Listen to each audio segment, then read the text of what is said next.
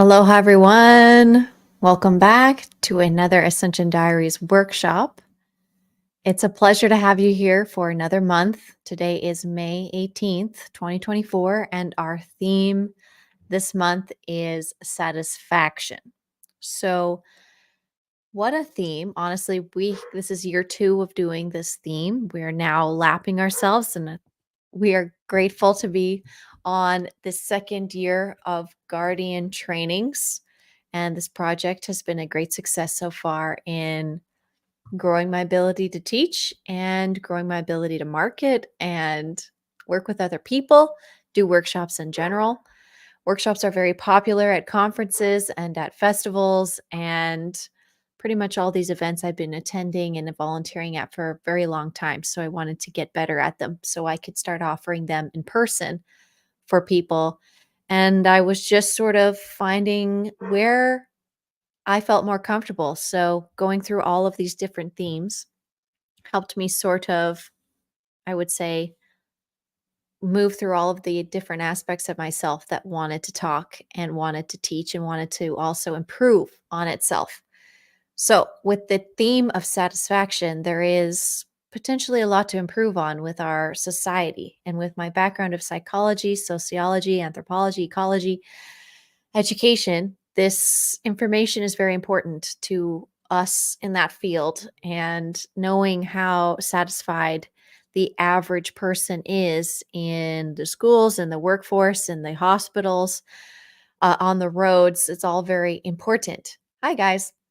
It's all very important to know the satisfaction levels, and it's becoming a factor of even understanding people's overall well-being in countries and the overall morale and potential growth of companies. Satisfaction is a very interesting factor of humanity.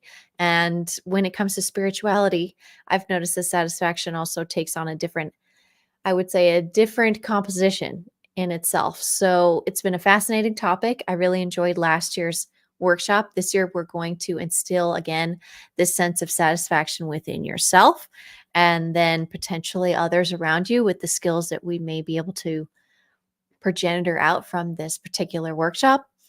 And we have a few special guests this year. So last year, I was a little more, I would say, under wraps.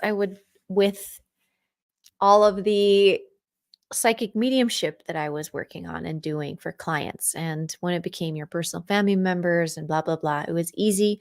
I didn't have to really talk about it on my channel. It was just something I did. It was, again, very easy for me, but something I truly loved. And I love being a psychic medium very much. So moving from psychology, sociology, education into psychic mediumship, healing, Reiki, distance, astral work, all this fun stuff has been, it's like a weird jump and it's hard to discuss. So, but I'm trying to bridge that gap basically on my channel and with the work that I do for the public and trying to give something back to the public through all of the stuff that I've been learning and I'm navigating this field. So, not just people just like you and I with our passed on family members, human, non human, doesn't matter.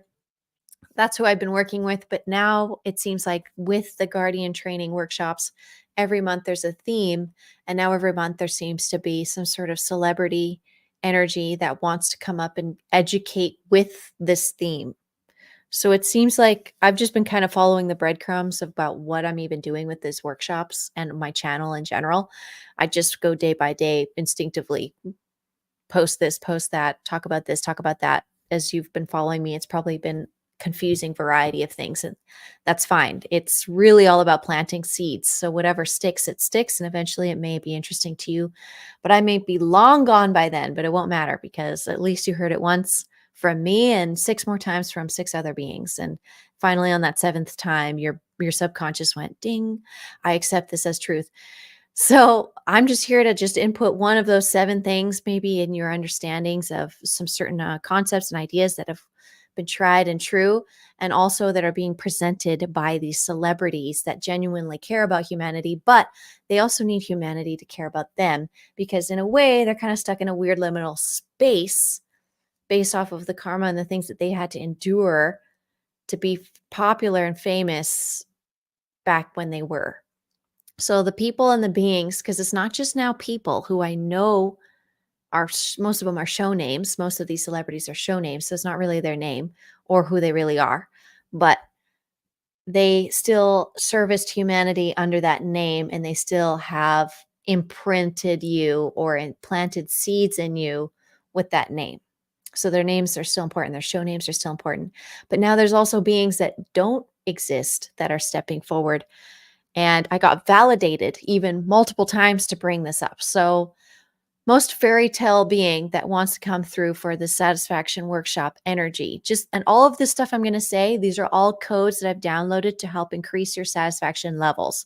So the whole intention of this workshop is to increase your satisfaction levels and sustain those, and then help others do the same thing. That's the goal here. So as guardians, guardian angels in training, or whatever that we say on this channel and with my Patreon members, our intentions is just to become more efficient at increasing morale and improving living conditions on this planet, I would say. It's the best goal to have for now.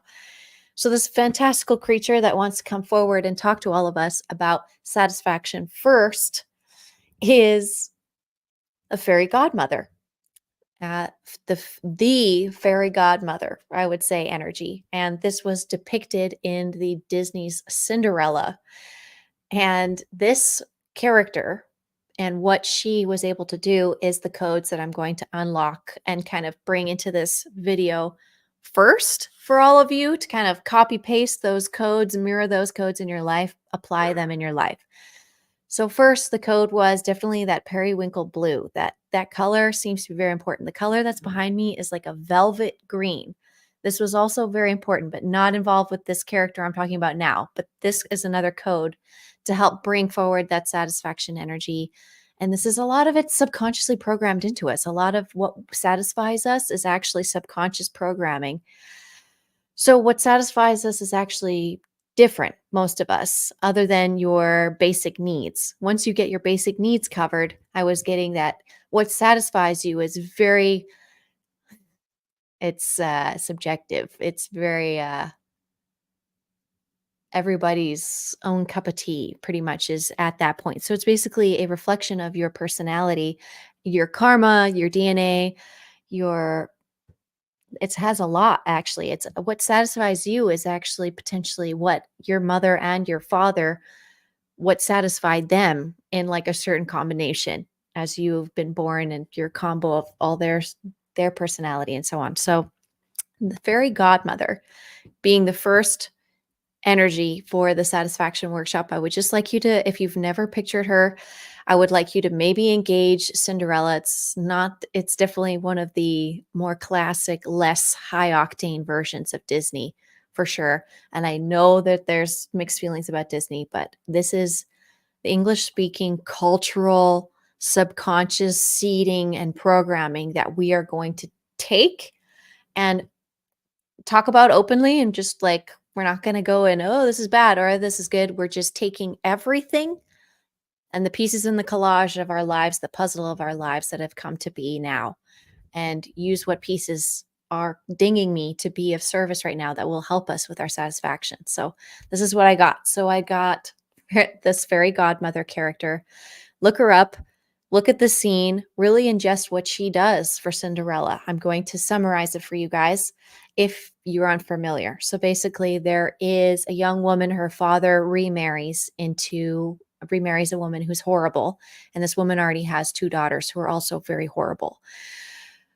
The dad seems to be some type of pushover in the story. I'm not sure even where the dad ends up, but this daughter ends up with this stepmom and two stepsisters, and they basically are forcing her to be their slave and clean up after them. They're abusing her horribly.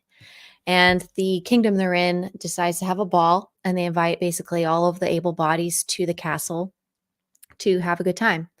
And of course, a young woman, Cinderella, wants to go with her sisters and her stepmother to this ball. And they, of course, know that she wants that. So, of course, they're going to torment her again and basically shove dirt in her face and say no, like, screw you and no, like, just as a way to get another level of satisfaction over Cinderella, because she's beautiful and they're not. So it's just this inherent jealousy. And this is ingrained in society. This story has been told time and time again. So this woman, no fault of her own, is in this predicament where she is being caretaked.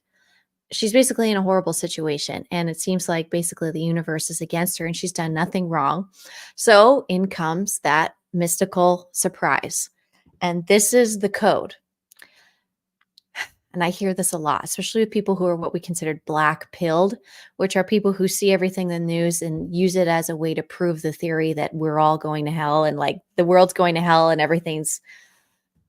we're all going to die. So that's being black pilled, is when you see any sort of attempt at making a news story that is interesting, which is usually using negativity, believing it, totally consuming it, adding it to the pile of your thesis that the world is ending. So black pilled people, that's kind of like honestly kind of the energy of the stepmother and those two and the evil stepsisters. They're like black pilled people. They're just in their own little miserable world and thinking that that's totally normal and acceptable and trying to go about their day in that position.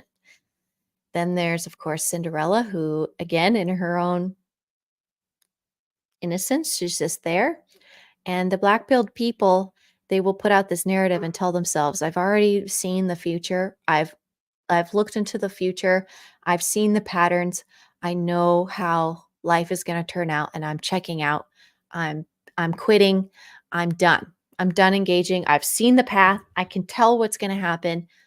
I don't like it. I'm not engaging, which of course is exactly what they want you to do. They want you to give up. They want you to think that there's no other intervention, there's no other opportunity for optimism. Definitely take our word for it and go in a hole and die. Like that has totally been a part of the programming that we've endured. And a lot of people, just with their natural human spirit, it goes over their head, even sometimes, this programming that's like go in a hole and die kind of programming, but it's out there and it's anti-hero, anti-life. There's a lot of those narratives. But what happens in these people's minds is they've literally cut out the magic. They've cut out spirituality. They've cut out optimism. They've cut out the mysterious third thing. So this particular thing is what satisfies me the most about life and is what brings me the most joy, is that even though I think I know exactly what's going to go on, and especially when I don't know exactly what's going on, I know that the fairy godmother energy is about to enter into my life. It's like that is her calling card, like that metaphorical her.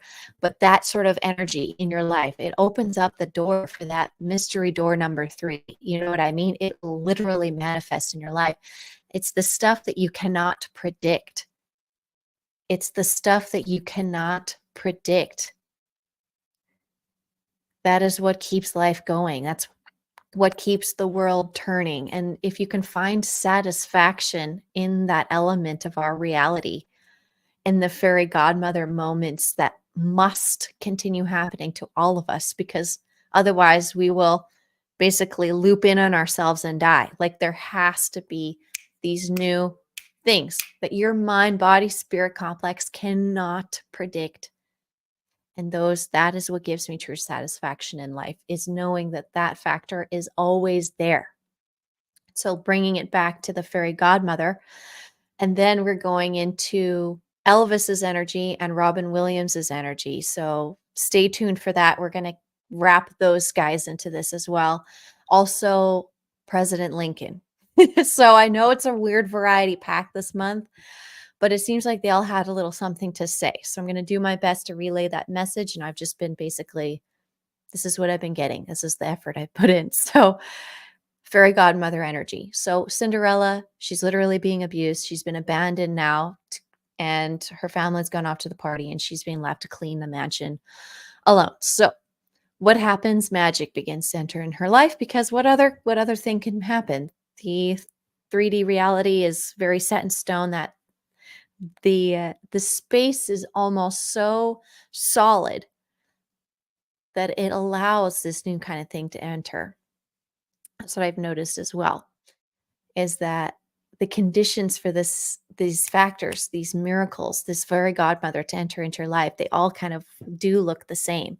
It is almost about, if you were blind and you couldn't see characters and you could only feel energy, you would feel magnetic people, you'd feel electric people, and you'd feel a magnetic room and an electric room. And I know you can do that now.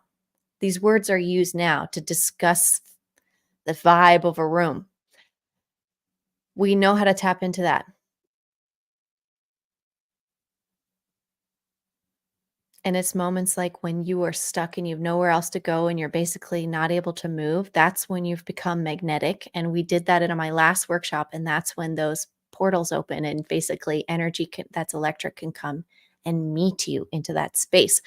So even if I assume magic is happening to people who are in like locked in cells all the time and things like that in prison, like that it's literally creating a condition for magic to just kind of pop into the reality. So I wonder about that sometimes, but let's go along with the one prisoner we're talking about, which is Cinderella in this case. So Cinderella's fairy godmother. I don't know if it's hers in specific or if this is just fairy godmother energy going to whoever's in need. I don't know if they ever clarified that with her character. Fairy godmother shows up, goes, "Why are you crying, darling? Like, you're a beautiful, wonderful, ethereal creature. Like, why could you ever be sad?" And she's basically like, "Well, I'm having a horrible time and now I can't go to the party, and it's just cherry on top of the torture I'm existing in." And Fairy's like, "Oh, well, darling, let's just get you out there and just switch it up. Let's switch up the vibe." It interested the fairy. Like, this situation was like, she was like, "Oh, is there a problem? Oh, I can solve this problem." And so she then did. She intervened. She added herself completely to the situation and totally took over Cinderella's reality with a scenario that was absolutely unimaginable. Like, there was no way that you could predict something like that happens to you. And perhaps now that you're having the story kind of percolating in your mind, can you remember a Cinderella moment that you had in your life where, you know, things looked pretty grim and then all of the sudden some random things started happening and it totally shifted the energy of the room, of your life? Let's just call in that energy now. And I'm sure it was satisfying to know that, all hope was not lost. There was something else to happen. You thought it was over, but miraculously something pulled through and changed. So we're bringing in that energy now into our reality, remembering that part.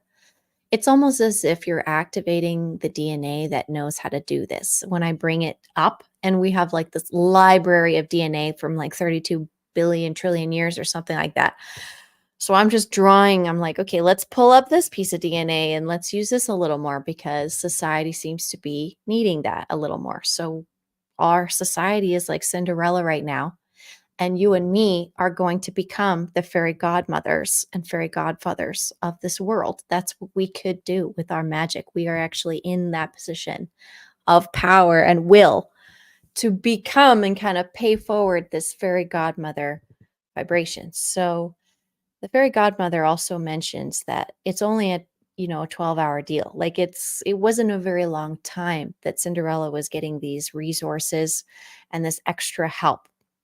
But with this little boost, supernatural boost that she received, she was able to surpass the energies of her evil stepmother and the two daughters. So that's three people, surpass the energies and the will of three people manifesting against her and her happiness, surpassed them and their dark magic, pushed past pretty much all of the rest of the ton, and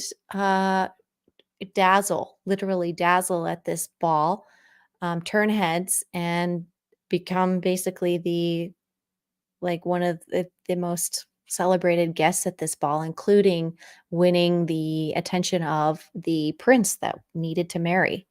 And just her shine with this magic, with this fairy godmother magic and the help of her three mouse friends or whatever from the house, which I also thought was interesting. They also made a note, was very much also think about when they're turning the mice into horses. That was something. And New York is literally having this summit right now about dealing with their mouse rat. It's mouse, mostly rat population, which talks about also the underground stuff, which they also joked in Rick and Morty. There was a horse people civilization underground. So it's like rat people, horse people. That energy was also coming up. Satisfying. It might be satisfying to you all to know that there are these kinds of issues with society also, and that how to bring it to public and talk about it and also deal about potentially these groups of other people. But anyways, so it was satisfying to Cinderella in a way to be able to kind of be herself with this added help and this almost magical barrier of untouchableness, to just be herself finally and shine without the extremely inappropriate overreach of attention and energy from her stepfamily. So you only get a limited amount of time with this magical boost, but in that time, you're able to blow past all of your glass ceilings and your barriers socially and economically, basically, in this moment. And she was able to meet with the top guns of the city, seduce them basically just by her own class. And then the magic was no longer needed at that point because they came looking to receive more of that magic. They came looking for her. They came looking for the woman wearing the other shoe that one was missing and one was brought home. So they're like, the lady we're looking for, this is her footwear. We're trying to find her. Right. So it was her specific energy they were trying to match and, in a way, recreate. And her energy plus the fairy godmother energy was what shifted that whole kingdom, basically, in that whole situation. So, in this scenario, let's just say that you are the fairy godmother and you are now picturing somebody in your life that could use a boost like that, where you're locking arms with somebody and you're walking them into something that they haven't done before, but you know is going to bring them to new opportunities. That is extremely satisfying to do for somebody, is to be the fairy godmother energy. So that's why I believe that was coming in here first. Was a great way to be satisfied in life is improving someone else's life with the skills and the resources that you have, and pay it forward, because it will continue paying forward. This is the whole deal. This is why I'm making my workshop today even public, is that sort of fairy godmother energy is instilling you with that charge and allowing that to pay forward for pretty much the betterment of humanity, and instilling that magic back with your genuine spark, like your genuine personality, not what society or your evil stepsisters and your mother and all of this weird coercion from, well, basically the psychology of coercing people through imagery. We're basically monkey see, monkey do people. So if you see skinny people in high heels and very large, overstuffed bras and like plastic surgery and makeup and haircuts and hair color all the time, you're going to think that that's the only way to achieve social standing as a beautiful person. Like it's very easy, I would say, to make us feel ugly and unwanted and under managed, I would say. There is such a high level of primped and perfectly copy pasted beings now that we're being compared to, for beauty standards, for wealth standards, for service to other standards, for all types of talents and skills. It's been tricky to find satisfaction in your own accomplishments because there are so many, I would say, fakes being pushed in your face as being more successful than you or more capable than you, and it makes it difficult to find satisfaction in life because there are all these comparisons and this unachievable, because it's faked with smoke and mirrors, this unachievable publicly accepted schema for a situation, like a beautiful woman or a beautiful man or a successful marriage or a successful business or successfully raising your kids or your dogs or whatever. There's all these like perfect pictures. And it's so if you're not there, it's almost like monkey see, monkey do. Like, oh, you can't feel satisfaction until you've achieved this level in this particular category. And we're competitive. They know that. The psychology of us and how we operate is known. And they're satisfied knowing, like, everybody's so satisfied knowing how easy it is to subconsciously get us to follow the carrot over here and follow the carrot over here. And then there's deeper, more nefarious ways to literally draw out the nutrients from our soil so we can't even develop the neurochemical, environment in our guts to even feel normal levels of cortisol, normal levels of norepinephrine. Like there's dopamine, serotonin, oxytocin, like there's all of these chemicals in this whole experience we're having in our bodies that is under attack from feeling normal levels of satisfaction. So many healers go into the field and they have so many ways to just basically bring you into some sort of state of homeostasis from the world that you're in, like literally driving past cell towers, staying in your car too long, staying in your bed without grounding sheets, walking in shoes that don't have a natural ingredients that like conduct electricity so you can get your foot to the ground. Actually, these are stealing satisfaction. If you had glass slippers, you'd be able to conduct that electricity to the ground. That's a great option.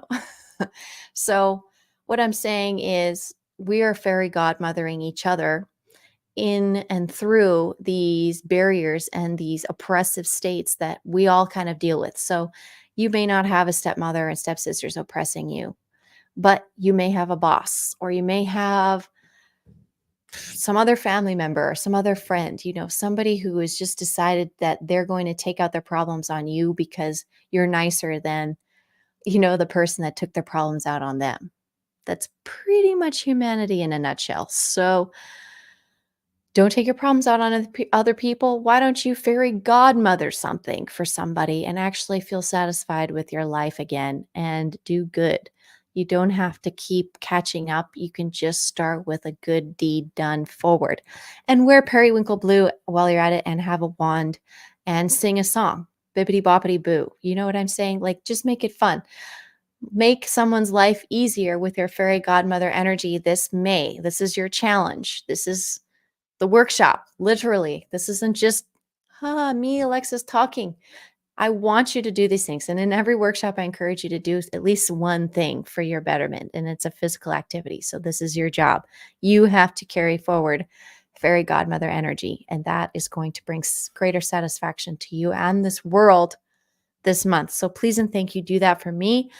Sprinkle a little extra magic fairy dust, pixie dust on somebody this month in whatever way that you can. And you'll know it. You'll be like, this is my opportunity. And you may hesitate, and it's okay.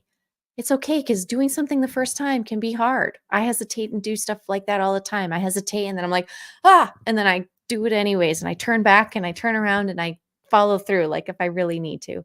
So if you have to do that, it's okay. You don't have to be super cool the first time, but you'll get a better rhythm for it, break through that barrier and keep fairy godmothering for your friends and family out there in ways that you can. And you can tell them, be like, oh, I'm totally going to be your fairy godmother today. And if you want, we can do this. And they'll be like, oh my gosh, thank you. Like, my mom needs a website built so bad. So if I wanted to fairy godmother her, boop, boop, I would build her a website and maybe she'll like it. I don't know. It's tricky to do that kind of stuff for people because people are very particular about the aesthetic. So, fairy godmother made Cinderella a dress and shoes, but was it the dress and shoes that she really liked? I hope so. I mean, the magic was there. So I hope so. I hope that was exactly what Cinderella pictured. Even though it's the exact opposite of the color of the dress that she was going to wear, but was destroyed by her stepsister. So she couldn't make it to the ball. But she got what she got. And then she got married to a prince because of it. She just got put in the right place. She networked at the right time and place. If it's all up to just one night of networking, it can be like that in your life. Some of you introverts are like, oh, I don't go out, I feel bad. But one day you're going to be like, this is the night I have to go out. and you're going to push yourself, and you'll meet the whatever person or best friend or some sort of person, and you'll be like, I'm so glad I went out. I'm so satisfied with myself. And now I have this whole new thing about life that I get to engage because I met this person. So, fairy godmother energy, check. That is step one for satisfaction workshop this year. Okay. I'm looking at the comments just to say what's up to who's here live. Hello, Trevor. Hello, Tasha. Nice to see you. Who doesn't want someone to go out dancing? Exactly. Exactly. Very nice to see you guys. Okay. So, number one, fairy godmother, we're checked off. We're going to visualize her one more time. We're visualizing her now coming into your life. Your fairy godmother is arriving. I know you've paid it forward and you've done such a good job that the fairy godmother is now arriving in your life. And she's going to show up right when you need her, just to give you that little extra push to show you that faith is worth it and magic is kind of real. So this could be someone giving you a parking spot when you desperately need it. This could be somebody, pointing out that you dropped your wallet. You know what I mean? It could be somebody coming into your life and being like, you know what? I'm going to take you out because I feel like we need to do this. So we're welcoming that in. We welcome that in. Thank you, fairy godmother energy, for coming into my life and giving me something to help me and bring me to a higher and better vibration. Thank you, fairy godmother energy.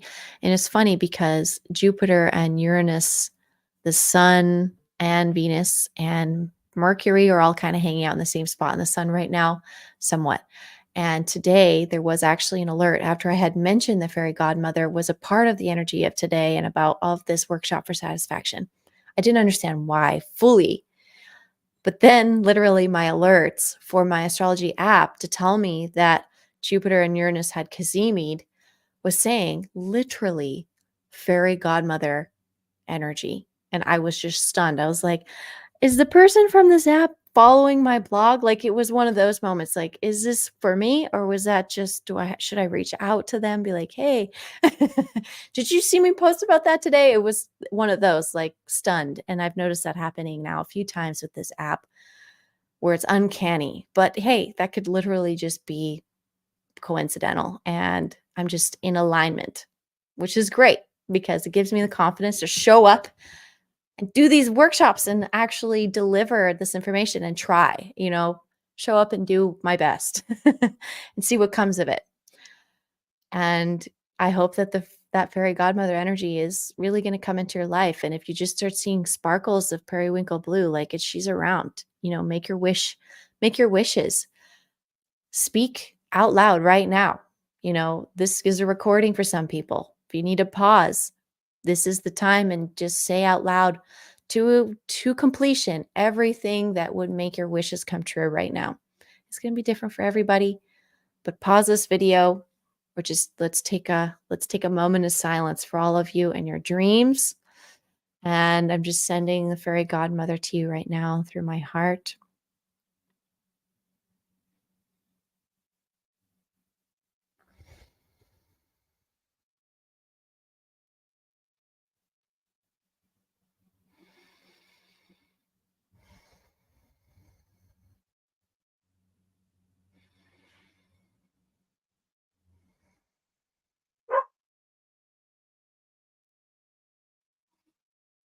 Okay. I have a lot of wishes that I'm working on right now, but it's because I have a big heart and I love a lot of people, and I just want to see them all together and have a place where I can bring them all together and celebrate them.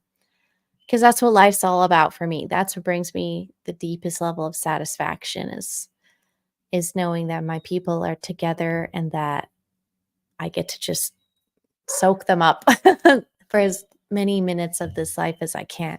Because life is so short. I'm so emotional about it. It's just like, my heart. So I know it's coming into my life too, which is, when you're so satisfied about something, it will move you emotionally, will it not? You're just stunned, like the tears and just tears of joy coming through, and just this level of satisfaction of like knowing that this dream is going to come true for you. Yeah. Thanks, guys. I got emotional about it, so I just um I can't help myself sometimes. And in reading it's tough too, doing work with other people. We're emotional creatures, and happiness and sadness can bring tears. And I encourage all the tears because, in a way, it's great because cortisol leaves your body, stress hormone leaves your body via your tears. So whenever you feel yourself crying, just be like, yes, like get that stress out, just let that stress go. I'm ready to release it. So, a lot of stress can be released when you're satisfied, when your dream comes true. I assume, in a way, happy crying is almost a stress release response in the same sense, like the relief of this burden or this stress and this questioning, like, how am I going to achieve this thing? When it does get achieved, those tears usually flood out, do they not? Who's texting me? Oh, it looks like we're getting earthquakes. One sec, I'm actually going to check this because Twitter's just going crazy. Brawley, California, Van Horn, Texas. Brawley, it's just shaking. In Hawaii, oh, everything's shaking. Everything's just shaking. Oh my gosh. Texas, Hawaii, Puerto Rico, Imperial, California. Okay, so the California fault line is for sure shaking. Even Prague, Oklahoma is shaking. The Hawaiian volcano has been shaking all day. I've been noticing that. So, like, anyways, this is an impact from all of these solar flares, and so are these miracles. Like, truly, when these solar flares and all this extra photonic light, cosmic energy can come through the planet, like that's just available creation. It's like raw creation energy, in my opinion, and it allows more things to happen. So it also instigates the tectonic plates to move and for earthquakes and volcanoes. So that's why I do space weather, is to basically, it satisfies me to constantly observe the shifts in our planet and in this weather, because I feel like I'm on the same page with the planet again. And I know what's gonna, for the most part, what's gonna feel like, what's gonna be like. So in a way, I can satisfy something in me that needs to be efficient in my world and tackle my life and like every minute of my life, because I'm so grateful to be alive. Seriously, tackling like every minute of my life with a great level of efficiency, but also like not fighting it, not trying to swim upstream. So, late again. Don't worry about being late. It's all good. So the satisfaction level that you hopefully felt, at least got to tap into, because it's all about visualization, truly. Like, if this is a quantum thing, and they're coming out a lot with it right now too, the science is that if you look further into the universe, you'll end up looking at the back of your head, because it's like this toroidal mirroring layer of a fractal that we're like looking into. It's fascinating in a way too, but we can look inward to our bodies and on microscopic levels to understand what's happening on a bigger level outside of us. So they've pretty much, I think they have it all figured out. It's just talking to us about it is pretty tricky. But this ability to manifest and these desires that you have in your body, in your mind, body, spirit complex, in your heart, there's a reason why those are there. Those are uniquely yours. And I believe it is because on a certain level, we are seeing all the way through our lives to the back of our heads. And something in us knows exactly what we are going to be dealing with and engaging in this lifetime, or the lifetimes that we're going to be living in this universe. And we're just excited to engage those energies, but in a way, we've already achieved them as well. So it's sitting in the energy of feeling already achieved them. That's where you kind of have to sit in a way to even move on from this particular desire. Is like you have to sit like it's already happened, because something else you desired already did happen, and you're not even thinking about it anymore. You're thinking about the next thing you desire, right? So the trick is to kind of get ahead of yourself on that. And that's kind of where you sit in a state of satisfaction. It's not the way we were trained here in the West. We were trained to compete and constantly rat race and seek and go and gain and go and gain and seek and drink as much coffee as you can to get as much done in a day. And like, it's not working. People aren't satisfied with that because their adrenals are burnt out, and then they're having a neurochemical imbalance, and they genuinely can't even enjoy being in their bodies because they cooked half of what they need basically to stay balanced and just be grounded and just stand there satisfied with your alpha waves, just looking at the butterflies or having your tea in the morning. You know what I mean? Like, we've got to repair humanity on a deep level from the neurochemical imbalances. And that's what I did go to school to learn. And especially because I remember they used to say that love was just a chemical reaction in the body. And I remember learning that and being like, I have to go to school now for this, because just to be able to bring people everything down to chemical reaction is just so ridiculous. And I want to know more. I want to understand, get the bigger picture, and I certainly have. So, who wants to enter into the picture next to talk about satisfaction? Well, yes, Jupiter just became direct with the sun. Oh, that must have just happened, and that's why those earthquakes were happening. So Jupiter is our homeboy. Like, this is Jupiter's time right now. Like, this is May 18th. Like, we're in this crazy window of Jupiter doing some big moves. And it's a benefic planet. Like, it's a lucky, happy, it's the largest, it's a big deal in our solar system. Jupiter's a big deal. Ironically, Saturn seems to be one of the favorites lately, but I'm surprised Jupiter worship isn't more of a thing. I think it probably is in a way, but I'm not even understanding it because culturally it's turned into other things. I can't think of anything off the top of my head, but it's totally a thing. There's worship for every one of the planets.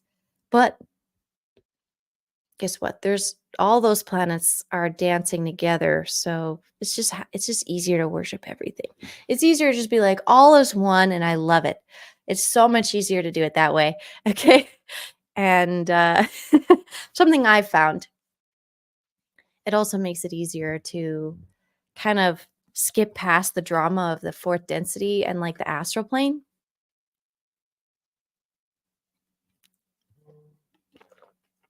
where everybody's on a crazy ego trip and like to an extreme, and they're aggressive, and it's like everything that happens on Earth, just like to another fantasy land extreme in the astral plane. So you can skip that though if you're like, oh, it's all good. We're all together.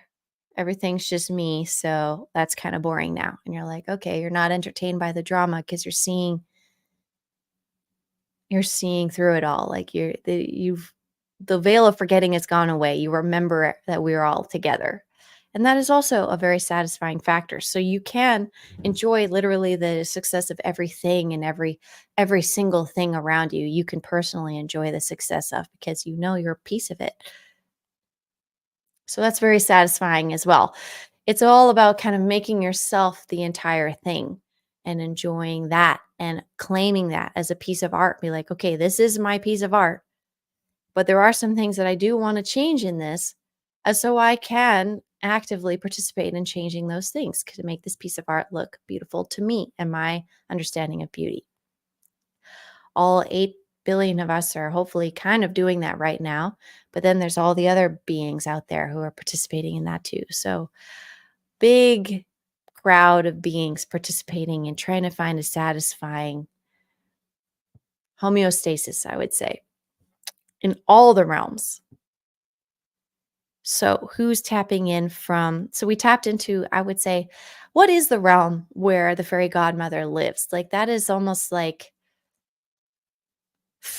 maybe it's like a metaphor for like almost like the Holy Spirit entering your life and doing like miraculous things, and like all of a sudden doors are opening up for you, like just God showing up. The word is God is in there, fairy godmother. So it's weird how we do this with English.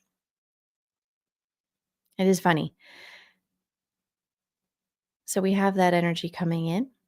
And now we have three men coming forward. So fairy godmother was the feminine energy coming in. And now there's three men that want to come in to talk about this particular subject. Now, here's the deal is that I had to literally just wait until this very moment to fully allow them to walk in, I would say, into my field and tell me information. So I know this may seem weird to you, but as somebody who's doing this work a long time, there's moments where I get a psychic hit and then I'm like, we're going to wait for that. We're going to wait for that one because I'm busy. You know what I mean? I have personal time or I have seven other alive beings in my house that are constantly asking me for attention. So I've got a lot on my plate already. So sometimes I get the message and it starts and I'm like, wait, I'll see you at the workshop. See you at the workshop. See you at the workshop. So we've got three gentlemen sitting here in front of me, astrally in the workshop, I would say, to potentially come forward and bring a message through me. I'm going to do my best. I don't know a lot about these beings. That's the thing. I'm not a huge history buff. I was never a huge celebrity buff. I was never a huge presidential buff. The only thing I did get impressioned with was movies and television. So that's what I've got. So if they appeared to have some sort of archetype that was repeated in movies and television multiple times, for example, that type of character in person is also a little more easier to contact, I would say, and understand maybe what they're trying to get at with the messages. So I'm going to do my best. We're going to call forward who wants to come first. Abraham Lincoln wants to come up first. I just felt that energy come through. So here's what we got about satisfaction from Abraham Lincoln. So just give me a second.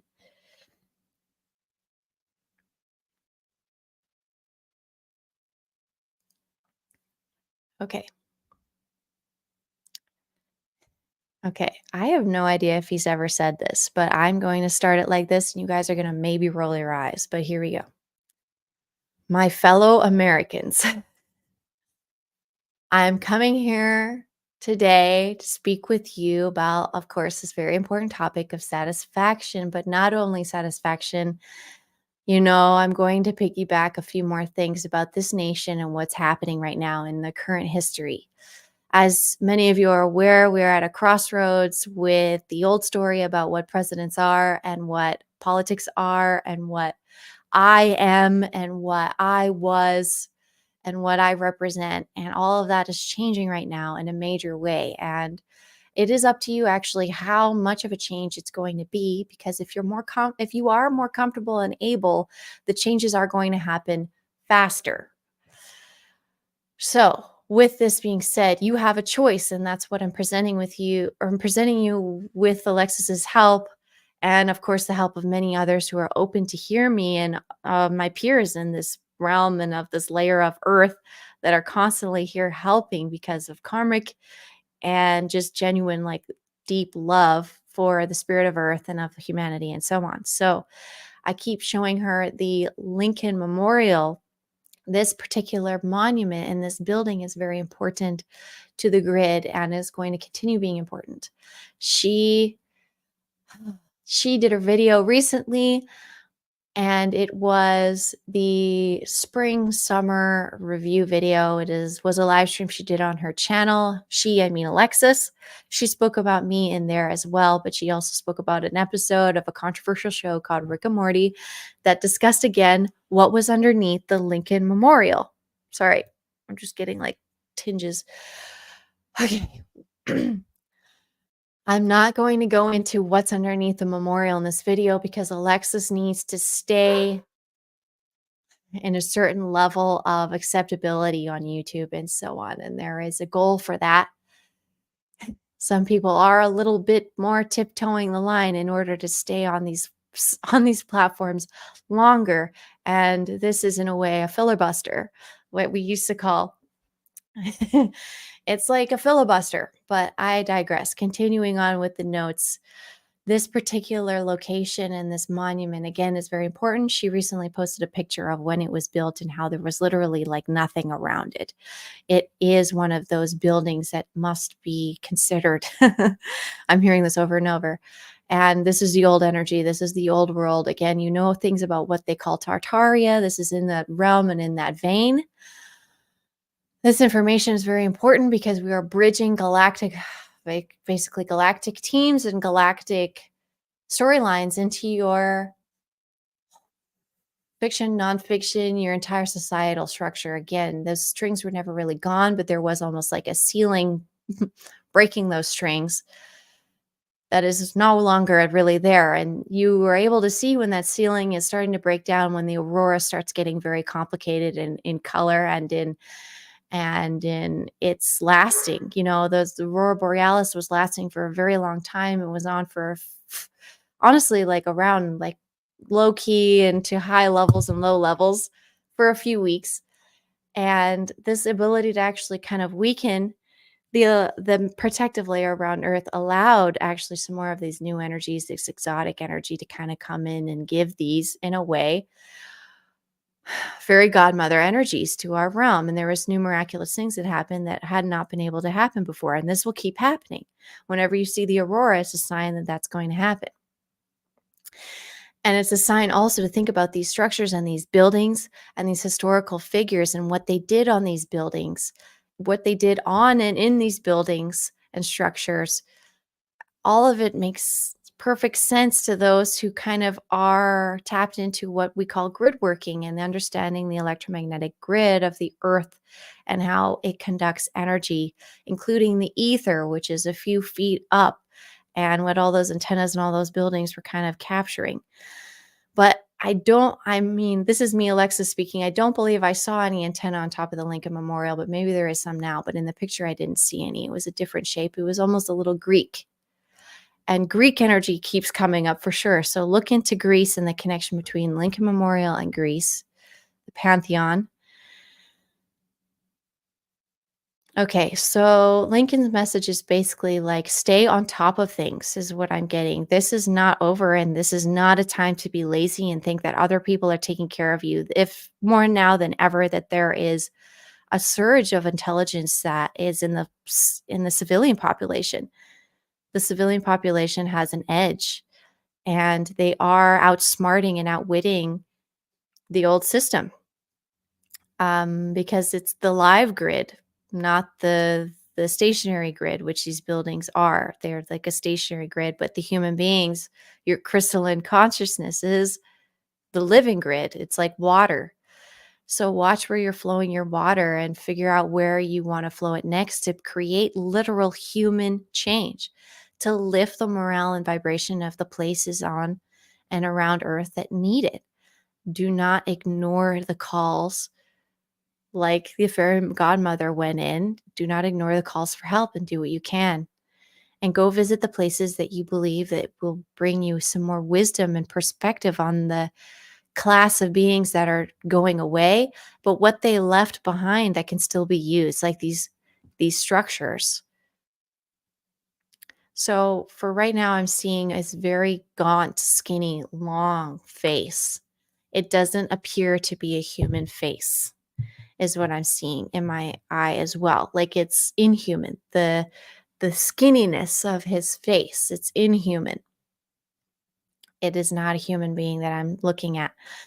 And I know there is a few different books and so on that are out there about talking about Abraham Lincoln, the way who he really was.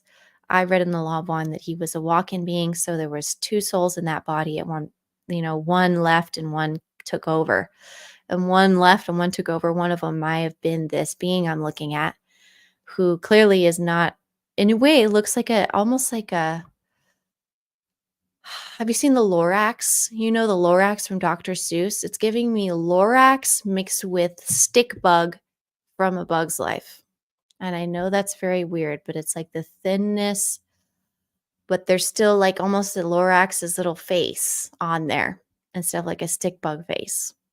I know that's very bizarre, and who knows what I'm saying might be totally ridiculous, but again, we are kind of going into a galactic phase. And what Alexis doesn't want to discuss is her connection to the galactic realm, but this is more so what's going to have to be discussed on this channel, in these workshops, and through these channelings with these beings, because again, these Earth representatives also have a connection and had run-ins with galactic beings that are populating and doing stuff, fairy godmothering and the opposite all over this planet as a way to grow and develop their own spiritual connection. It's like this is a school, like they say, or a classroom. So what's the final message from Honest Abe is what I'm hearing. Honest Abe is saying, of course, stay dignified, stay honest, keep your chin up, dress well, clean yourselves, be under close surveillance of any moments where there is a gathering of rot, either in your teeth, in your kitchen sink, in the corners of your garage, in the minds of the people around you. Watch for the moments of rot, because these are the areas where these energies that you cannot control but truly are like vampires are going to show up and try and pull you down. So please clean the rot out of your life. And that includes burning things that need to be purged, because there is much yet that needs to be truly burnt. And there's a lot of rotting wet wood with horrible memories of human and other travesties that genuinely could just be burned, and we would all be better for it. And if you know of one of those things in one of those sheds or weird churches or whatever are on your property, and you have the will, it's time for a bonfire. We're going to have some celebratory summer bonfires, not burning men. We do not burn men. That is not okay. There is a very clean, normal, healthy, and genuine way to clear energies through burning things that has nothing to do with sacrifice, has nothing to do with giving more than you already have given. We're transmuting energy back to dust, stuff that needs to be cleared. And those of you who are history buffs and who know me very well, I encourage you to reach out to me as a spirit guide. And if you would like to be a part of this awareness and what we're doing, just reach out and there will be signs. You will see my name, is what he's saying. So that's what I'm getting from Lincoln. So that's pretty powerful. I'm now kind of remembering what I said, something about it is getting more galactic, which is so true, which is also what Lilo and Stitch was basically preparing people for. It's literally like the baby version of preparing you for Galactic Federation contact, Galactic Confederation, whatever they call it, galactic contact. And just knowing the politics and the drama of that layer of literal society. It's just another layer of society that you're maybe not aware of that much, but it's also operating. And you can enter that layer of society if you want. And it feels like that layer of society is entering our layer more so than us entering theirs, because we're kind of raising in vibration and meeting the requirements, I would say, to engage a broader variety of things in our local star system, I would say. So that was really intense, honestly, the channeling. I can tell, I have read books about Lincoln, and I do know that he was into this stuff.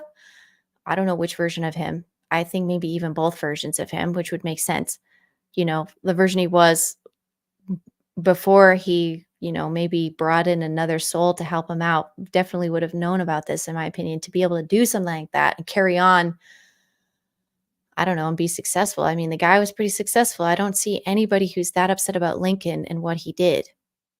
So if you guys have any drama about him that I don't know about, just educate me, because I'm open to it. But it feels like he's still very active in the spirit world of our world and helping a lot of people. And genuinely, the biggest issue, I think, is people are not open to these messages and these nudges of help, because they're not used to fairy godmothers. They're not used to messages from their ancestors. But in a way, these are earth ancestors and our mutual, like our cousins and brothers and sisters on earth. It's not directly in your bloodline all the time, but you're all here sharing a realm and you're all sharing a sky. You're all sharing an astral plane in a way too, I think. So they're all just hanging out. But like I said, learning more about them and engaging them more seems to be more what I've been hearing that they need, because they have information we can use, but their vibration and so on almost needs to be invited because our vibration's so powerful and so on. So you almost have to kind of go out of your way to kind of hold space, but also like almost not conjure them, but like help them help them. I would say they need help. A lot of them actually do need help. They endured a lot of trauma and not too much to need to be going off planet to the galactics to get support and put back together and remedied. But the trauma teaches us too. So their information is very helpful. So Lincoln has done this kind of work before, as what I've understood. So he's seen channelers, and I believe also then engaged some more non-physical sort of groups and entities that were helping with, I think, the missions keep Earth from imploding on itself. So that's kind of the impression I've been getting from Homie so far, but it's been a decent education so far. I'm not one of those people to really engage and fully dig into another person. Like, I don't investigate people very deeply, but I will notice that when God almost is bringing me people to show me something, and they'll show me over and over and over the name over and over and over and over. I've been seeing Lincoln everywhere.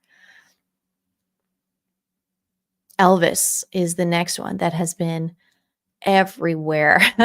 And Elvis is also not depicted, but discussed in Lilo and Stitch, how just almost as a role model for Stitch to kind of be a suave and loving, talented, gentle spirit, I guess, that Elvis was depicted as, and just kind of whatever he was able to embody for the public eye, for his character. They were like, you should be like that. And it was encouraged in that movie. But Elvis is a complex character. And unfortunately for me, I feel as though I may be getting some information about Elvis that I have yet to ever hear anyone ever say. But I know in the celebrity community, kind of behind those doors, they know about a lot more about who in the community is transgendered, who in the community is homosexual, who in the community is whose kid, who in the community is actually married to who, what their real names are, who they're publicly married to and who they're privately married to. A lot of people will marry people who are homosexual in the industry, so they can in a way boost their popularity as a team, but their private life, like, they can stay married as long as they want because they know their marriage isn't legitimate. They aren't going to actually break up. You know what I mean? But they have that protection in a way, and even legal stuff, I'm sure. But I literally am not from that world. So if you're watching this and you're from that world and you're leaning in and you're like, Alexis, what are you going to say? What's going on? Let's just say that I'm coming at it from an outsider perspective. I'm entering into this realm as a healer, and I'm trying to help understand basically what the problem is with the customers that I get. So it's customer by customer basis. I'm not going out there to try and find you and search for your problems and heal you. You come to me, tell me what you're looking for or what you're dealing with, and I will give you my insight. And that's how I'm here to help. So when it comes to Elvis's energy, it's a very different energy than I was expecting, I would say. And I want to have this tender conversation with you guys about this because we can. I cried earlier, so we're already past that point. I want to have the discussion with you guys about the potential that Elvis is a transgendered person. And I don't understand how to bring this conversation any other way. And I don't have any proof of the matter. And I don't know anything about him or her ahead of the time. Like, I've really no understanding of this person. But it hit me and it just felt right. You know what I mean? It felt like one of those ding, like, oh, I think that might be something we want to ask. So if you respectfully, genuinely, if you know Elvis or you know his family and you knew this about them, you know, I would love your feedback and see. And I know this is hard because I don't even know why some people would end up in that position. And I know that sometimes children are forced into doing this. That's been a discussion. There has been testimonials of people coming up, especially in the areas of entertainment and in these families of entertainment and so on. There's testimonials coming out. This is an open conversation, and the visibility for trans people and their participation in humanity, there has been increasing substantially. I assume it is because there may be a substantial amount of celebrities, even that have already passed away, that we will later find out were transgendered people, maybe by their own will and maybe by not. But I feel like eventually we're going to have to know this about some people because they had made such a huge impression on society and influenced society so much, but from a mask or a lie or with a confusing energy, like coming off as something that you're not. And there's plenty of celebrities out there that give us that energy where you're like, you're not being real with me. There's something going on here. And be honest with you, I do get that vibe. I do get that vibe off of Elvis. I feel like he was more about appearance and looks and in a way being where he was supposed to be all the time. It didn't I just genuinely felt like it was possible that Elvis was maybe born a woman and lived a lie in a way publicly as a performer, but in private life, obviously, that's the other layer of the discussion is if this was a woman, but was then encouraged to pair up with another young girl to be and then eventually marry this young girl publicly and have children with her. That just hit me totally different. It just hit me totally different, and it just gave me a perspective. Now, I literally don't know if this I'm making this up, and this is just a full hypothetical situation, but the energy shifted so much when I considered it that way because, well, first of all, I have no idea what the conditions were in the industry back then. I do know that the three-letter agencies were completely involved pretty much with every one of the people. They were all assets, in my opinion, all these artists because it was the technology to put out music and television, that was all very new and privatized, like, you just didn't get your hands on any of that stuff unless you were, you know, in that world, I would say. And in that world, there is a whole religion that I'm learning about now that believes in basically inverting everything. And I don't know why fully, but I assume maybe it's to maybe gain some time before we like try and draw out the ascension process maybe by inverting and causing all of these things that like kind of like stall evolution potentially.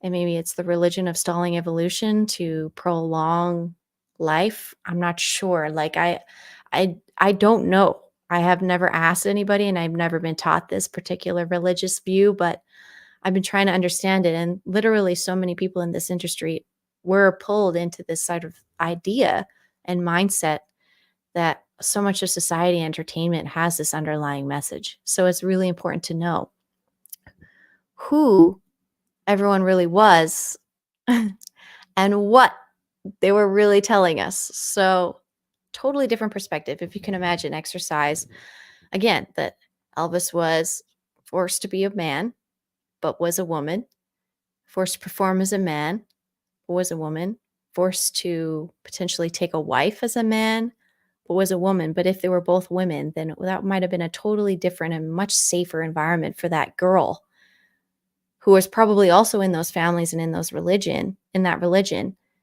And like maybe it was a much safer scenario for her than I'm realizing. And it just hit me. So I wasn't sure if that was true. And I feel really weird talking about it too, because this isn't my life. This isn't my secret. But these little conversations we get to have on this in the bleachers, I think are what it takes potentially for this, because it's just so taboo still, potentially, even that they're, highlighting certain transgender people, like, in their that have like more recently transitioned after having a long life, even as a man, like Caitlyn Jenner, and then transitioning. That's sort of the ideal that they gave us, was like, this people in their adulthood are going to do this and don't bother them. But then they started bringing in educating children about this, and you're like, wait, what are you getting at? So really it has been a lot about, I think, normalizing, so we aren't as traumatized when we find out that certain people were forced to be the other gender for some sort of religious belief that inverting and doing the opposite thing is actually helping the universe or whatever. So, which is, it's not an implausible argument. Like, I can see where that kind of gets some sort of logic almost, but I'm not quite there yet, and I might be totally off. So, just following this thought exercise here, this particular person, if you understood them to potentially have been a woman all their life, what would you think of them differently now? Like, on all the choices that they made. And do they all feel as consent or as self-motivated, or maybe does it make more sense that this person can be coerced a little easier and pushed around? Because I got the vibration off of Elvis. He was pushed around, like basically used like a doll, in my opinion. And I did not research the guy very hard. Like, I've just been waiting for information to come through. One of the most famous photographs of Elvis is right after he leaves um, serving in the military and does this photo shoot with a placard, and it talks about, I believe it says his position and what he was in the military, and there he looks like a little beat up in this picture. And then there's an older photograph of him that is actually a legitimate photograph and a legitimate, what do they call it? A mugshot, in a way, a police shot, basically a headshot of you that they keep at the police stations or whatever for your record.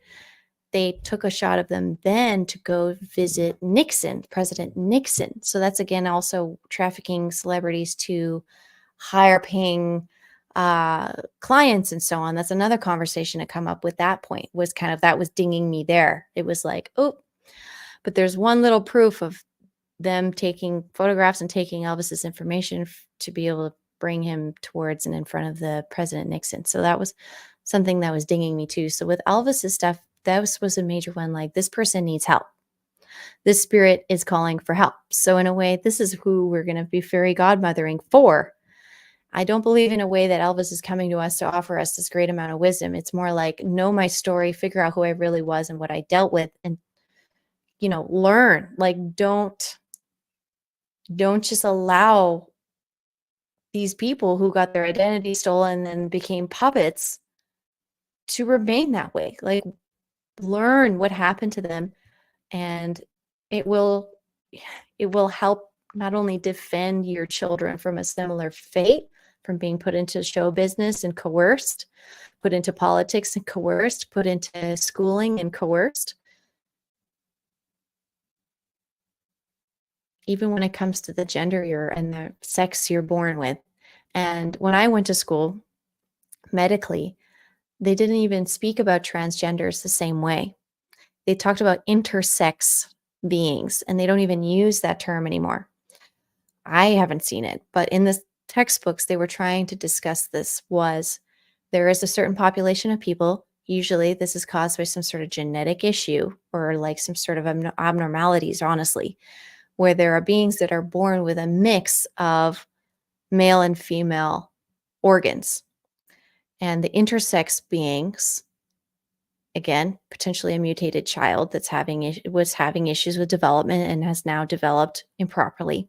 Potentially, this being could have a mix of ovaries, testicle, womb, penis, all of it. And sometimes they have issues even with the skin, where there is the connection between, I know this is getting graphic, but for some reason I have to tell you, the skin, and basically at the whole bottom part of your body there, that skin, that whole area, because that's the fold. Like, that's the fold where when you're in utero and stuff, like that's the fold where all of this stuff begins to develop. And you develop first with a lot of female organs, and then you either develop fully male organs or you continue developing the female organs in a way. So there is that in between phase where that can happen too in development. So there was this whole thing about there's that class of people. But then there was the whole other talk about, again, people who potentially have no genetic markers, which is rarely the case. Usually when people are transgender, there is some sort of genetic markers and there's some sort of more complicated mutations, I would say, in the person. That's very common also. So how they dealt with it back then medically and how they deal with it now, it was discussed in textbooks too, where and how the problems were arising, where if you were born with most of the organs of one, they would encourage you to raise the child with that sex or that sexual assignment. And then when they became going through puberty, they would again figure out which sex they wanted to be and which sex was developing the most, and just basically do their best to either surgically or just therapeutically help the person work with their organs, which may not even be functioning properly. Even urinating was tricky for some of these beings because of the way that you were developing. There is like a group, there's a class of people who have that classification. And I learned about this, but it's not discussed. It's all choice and all in your head, but it's not like and they don't even talk about this medically. Like, I don't even know why this hasn't been discussed when the doctors are bringing this up. They discuss when you die, your dental records are going to show you're male or female. But what about these intersex beings? There is a group, there genuinely is. And what are their dental records showing more so? Which one? There is a group of people where that is a little bit difficult to determine. And medically, there is that class of human being in a way. And are they just in a way improperly mutated? Potentially.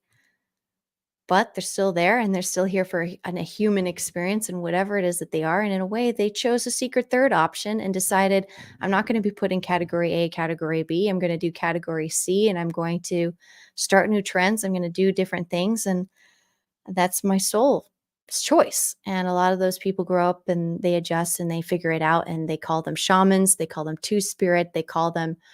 Some of them are uh, nuns, priests, medicine men. Like, there's names for it all. They tend to go into a realm where they can help both men and women with as a healer, because in a way they're a piece of both.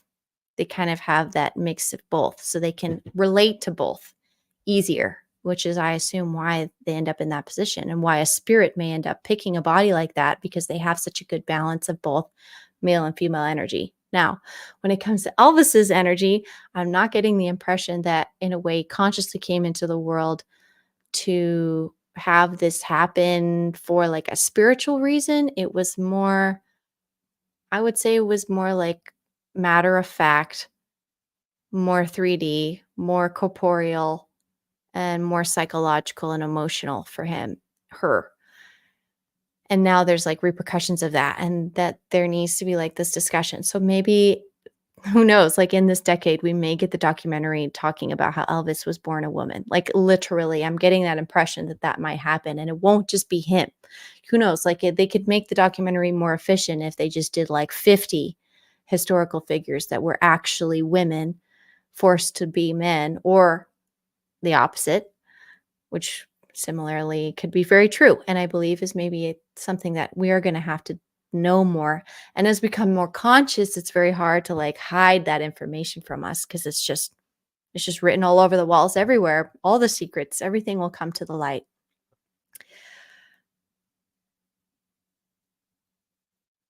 So we have some questions coming in here. So I'm just going to say hi. Hello, Jeanette. Nice to see you all the way in Indonesia. Dennis is here. Nice to see you. Deplorable daughter is here. You have a rooster named Elvis. That is so funny because she's had a chicken named Bob Marley. So you guys, it seems like chickens and roosters are getting some really like hefty names. You guys, they're living out their lives and their karma through being everybody's pet. I wonder. So I have a question here. Have you gotten to where Christ was transgender? It's a question. Please don't think I'm making a statement. Just curious if you ever felt into Christ being a transgendered person. I personally didn't feel that when I tapped into that, but I really like that you're going in a direction of asking about any of these figures that we sort of put on a pedestal, especially. And I do know that when in some of the religions out there that are not so friendly, I would say. I mean, there is gods that are transgender or have both genders and stuff like that, and it's good. I think there should be like some sort of archetypal representation for that particular mode or of incarnation. Like you can incarnate looking like this too, like it's an option. And it happens. And here's the stories of all these people who did it in the past. And I feel like that should just be like a no-brainer part of society at this point. And just like as I'm born a woman and I was bombarded by stories of women of all types and how they got through their trials and tribulations, and it formed me to be the woman I am today, and I made a ton of decisions based off of stories of fictional characters I never even met. Like, we're very impressionable, like I said. So Christ being a transgender person, that'd be very interesting. But in a way, Christ consciousness is available to all of us. So a Christ conscious person could also be a transgender identifying person, but they won't, in a way, won't even think about it the same way that people who aren't Christ consciously activated will think about it. I think somebody who's, I would say, in their right mind and in their adult life decided to transition and perform as another gender publicly, but is a Christ conscious like person, that's probably what's coming first is their service to others and their mission to help humanity instead of what they identify as. In a way, what you identify as was more of like people being vain and just being on the level of vanity and performing vain tasks of what the other gender role like does to like pretend that you are in that class of people, but it just seemed like very empty and it didn't really get anybody anywhere. But obviously, pursuing service to others, no matter what you look like, is a far more satisfying feat. And most people discover that after trying the other way first. So that's why nuns and priests were just basically like, just put a robe on me and I'm just going to be me, like whatever clay body I'm in, I'm just going to work. And that's what the monks still do. Like they don't care. There could be a monk walking around right now who identifies more as being a woman and completely mind, body, spirit, but is walking around in a male monk's body. What are they going to do? They're just going to get more of a kick about what women get a kick out of probably, but keep going on their spiritual path and being this amorphous spiritual being instead of like a gendered being or something like that. Because really, it does kind of step away at that point where you get the divine masculine, divine feminine both incorporated. Do you even have a gender at that point? Or are you kind of operating in a different mindset? I think to a degree you do. It's you don't lose that stuff, but it just becomes not as a concern. You level up and you have a different framework of how you refer to beings. Like even married people, or if you get married, you think differently. Uh, if you're a mother, you think differently. If you're a sibling, you think differently. You scan the room differently. You perform differently. There's so much. So when it comes to Elvis's energy, I think the best message is don't forget about me. I don't want to be misunderstood. I think there's many more girls and boys who need help. And I want to help, but I basically need the reason or like an opportunity to help. So it's more like I need an invitation to help because I don't feel very confident in my abilities, but I can tell that I could at least do something is kind of what I'm getting. And he's showing me his property now He has a place called Graceland, I think, and there's like a property and you can go visit his home, her home, whatever, her home. And like there's remnant energy of them there. So if you want to telepathically engage with this person more, you may want to go and actually physically go where they've been quantumly so you can kind of run into their spirit in a way. And I'm seeing the same thing with Michael Jackson has a home. And like there's a few of these beings who have properties who like became a puppet or a toy, like a Barbie or a Ken, got their Barbie or Ken house, and then continued out their life sentence. And so many of silver celebrities are living like this. Like this was what happened. So it's definitely not worth it being jealous of anybody who is in the spotlight or whoever was, because it's almost like you never ever want to be there. Ever. You never ever want the paparazzi or the news or any sort of media to ever care about you at all. Ever. Because that's the end. Like that's a no-go zone.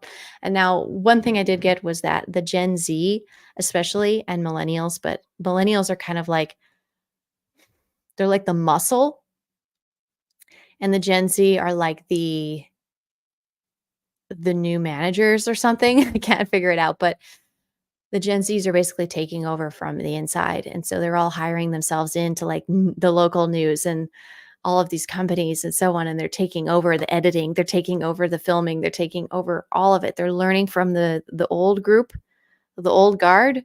They're learning everything, actively making fun of them while they're being taught that, and then making it better with a more unified understanding. They literally all stand up and say, "We are the new adults now. Isn't that fun?" All of them. They're all on the same page. The Gen Zs have achieved the same page syndrome. Like we've all kind of worked our way up to it. And with the internet, it's helped. But these kids were the iPad kids. Like, and they're adults now. They're literally having babies. Like it's crazy. Gen Alpha, more so iPad kids, but Gen Z's like in there.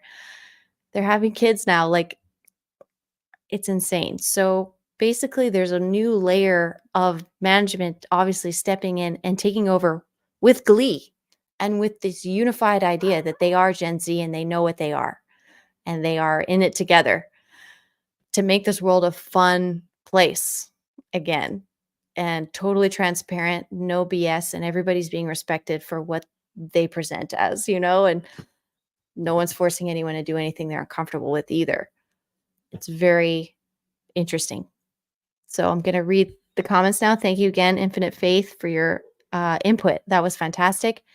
Going to think about that more, where Christ and the transgenderism discussion. Fantastic. Heros Gamos in alchemy is the divine wedding between yin and yang. Thank you, Peter. The Heros Gamos, that's Greek, I assume, right? I should know that. My name's Greek, but I am not that Greek yet. We'll move there and I will transition into my Greek life, maybe in my 50s or something. It's a good time. I'm going to have like a life in every country I have so many plans, there's many versions of me that I have to keep revisiting and regrowing in a way that I've planted across the earth already. There's a version of me in Mexico. There might be one in Cuba. There's a version of me in like Italy. I've left a few versions of me around. I've noticed now with the grid working, I'm like, oh yeah, I actually have to go back because I left part of me over there working and I got to go scoop her back up again. So yeah, the wedding of the yin and the yang, the masculine and feminine energy, electric, magnetic. Very good. We want that. So if we are the body of Christ, okay, what gender? Wait, what? If we are the body of Christ and we are what gender we are, then I think it's a matter of fact that for us to participate in communion, that it would definitely be a beautiful concept. Just me, though. I appreciate the liberty to have these conversations. Of course, it's great to talk about because some people are very much against any sort of symbolization where the Heros Gamos is even represented almost, because they don't want the polarities to disappear in this reality or in this realm because that's how we reproduce. So we don't want to get rid of reproduction.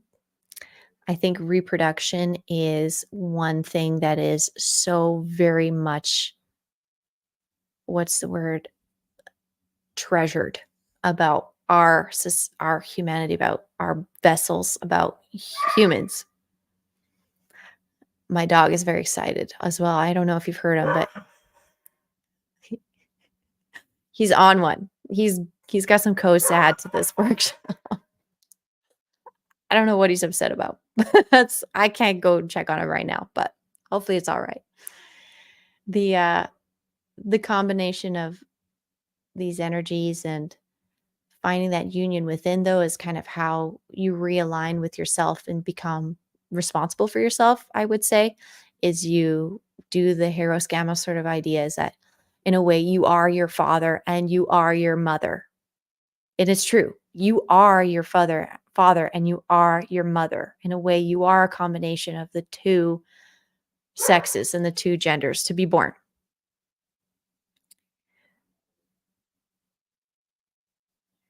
So we do need these two polarities in a way to keep procreating, and that's important. So to have workshops and retreats for just women and the goddess, there has to be an equal amount of for the men and the god energy, I would say, on our planet. And in both workshops, they will discuss the importance of the role of the other as well, and how to work in union and create union so we can create that third thing, which is the child or life, and continue moving through. And so, in a way, we are the people of Christ, I would say. We are the Christed peoples, and we appreciate the God and the goddess within all of us. And in doing so, we also realize what the God and goddess in all of us may need support in at all times, because we can empathize with the God and the goddess in the other self, which is cool. It also makes us easier to relate to. If you can achieve that, you can achieve understanding what your father gave you and your masculine side, and what your mother gave you and your maternal side.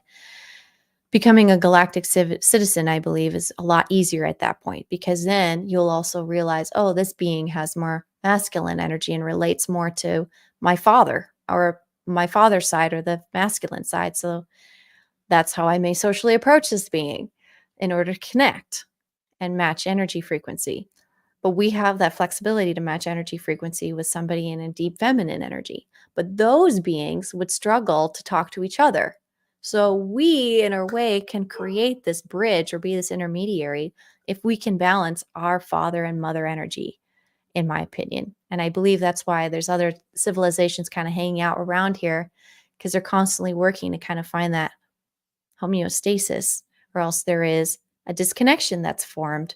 And in a way, you get so feminine, you can't engage or appreciate or even stand the yang energy because it's too much. So desensitizing always with one another is good. I like that.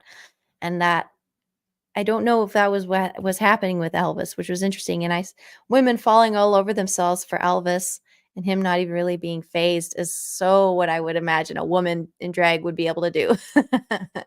Like, they would know how to work a crowd of women so much better than a man without being overwhelmed by the task at all.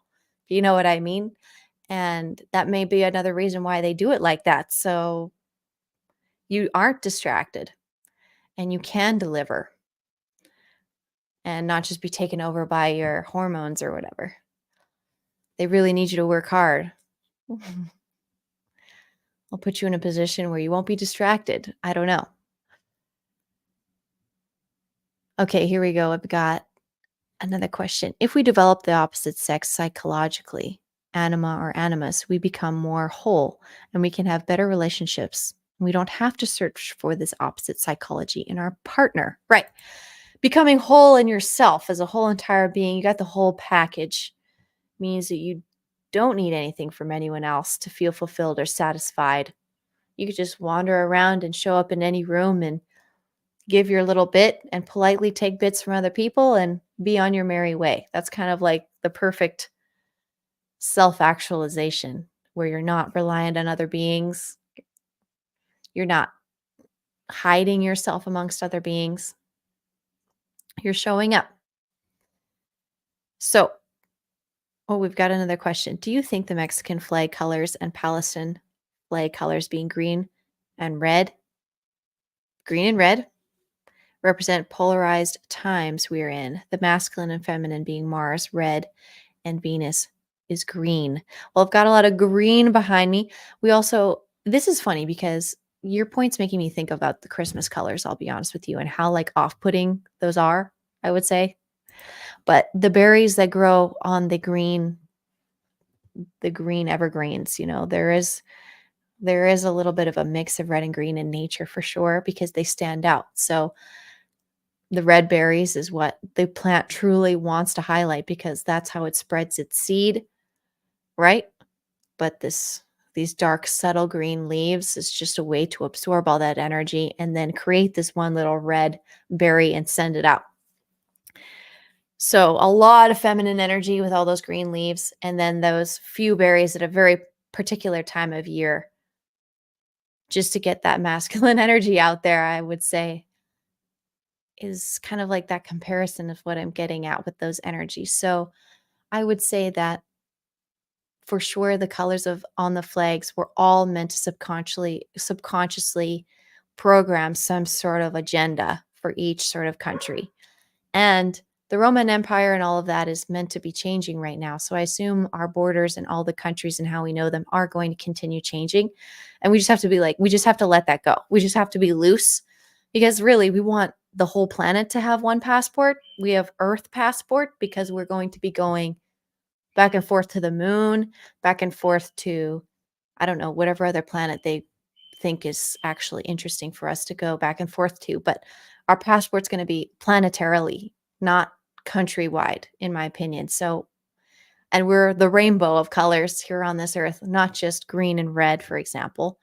And so all of those flags and all of these specific agendas are all becoming obsolete again because of the internet and Starlink and all of that is making that progress publicly and making it easier for all of us to kind of transition there. So I've never thought about those two colors being in contradiction or comparing them to the two planets. So that's very interesting. I didn't know Venus was green. I knew Venus energy was more of a gold.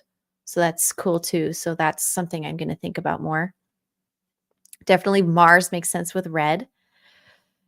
Green and red. You're probably right though, that there are some sort of signals, just like with pirates and like flags on the ocean. Like they've been using flags forever to try and make sense of what each other are doing. Were those areas created to? Well, in the Mexican flag, the white is in between the two colors too. So it even separates the two colors. And the Palestinian flag has that black triangle in there. I'm just trying to think off of the top of my head. You're a very interesting question, though. Very interesting. So keep that in mind. I'm going to think about that some more for sure. Excellent question. Yeah, definitely look back in the history and be like, why did we choose these colors? Who made these? Was it all the British who made all these flags at one point? Like, there was a certain point where they made like the last globe map and like all the flags where I felt like it just got rebranded. Like the whole earth just got rebranded and they were like, this is the new brand of earth. And here's all the flags and country names and the borders and here you go. And they haven't really changed that too much even since. So that was pretty effective branding, but it's changing. It's changing. We need an earth flag now. Let's design an earth flag. They probably already have one, but let's design our own. Like we really get to have that discussion. So Elvis's energy, that was That's a good wrap up of where that kind of was coming from. And just keep looking around of Elvis's energy is just going to keep coming through as kind of like a guide. And it's similar kind of vibe to Michael Jackson, where it's not like I'm going to solve all your problems. It's more like figure out what happened to me, figure out what's happening to me in my property, and all of my fans who genuinely loved my frequency. There's a reason for that. My soul is still here, but the truth of my soul, truly, like there's some truths from my soul that I need to get out that were never shared when I was alive. And they are still, there's like clues to those truths are still here that we can reveal and receive that satisfaction of like truly knowing these people instead of knowing the lies that were fabricated about them by people who oppress them and hurt them. You know what I mean? It's a big theme. Big theme that's coming up. I don't know if you've noticed, but that's been huge. Big thing that's coming up. It's still this year is like all of these people are exposing themselves and the victors will rise. The people who were more in a shitty situation versus being horrible, it's going to become more obvious these next few years for sure. And we care. And Gen Z's cares for sure. They want to know and they want the justice. They're not messing around. Like I'm here to deliver as much facts as I can and even channel the facts if I have to, the ones that ring true. I just say it on this channel. I'm like, okay, so who's next? We did almost everybody. So we have last person is Robin Williams to come through for this particular topic of satisfaction. So Robin Williams wants me to talk to you about drug use. Okay. And those of you who've messaged me about him, you know some things about him. All these celebrities I talk about, keep giving me information and sending me whatever you see about them because it's science. It's information I need, in my opinion, to keep educating the kids. Like genuinely, I want a better idea so I can educate the children. Like literally use this for, actually use this for good. So Robin,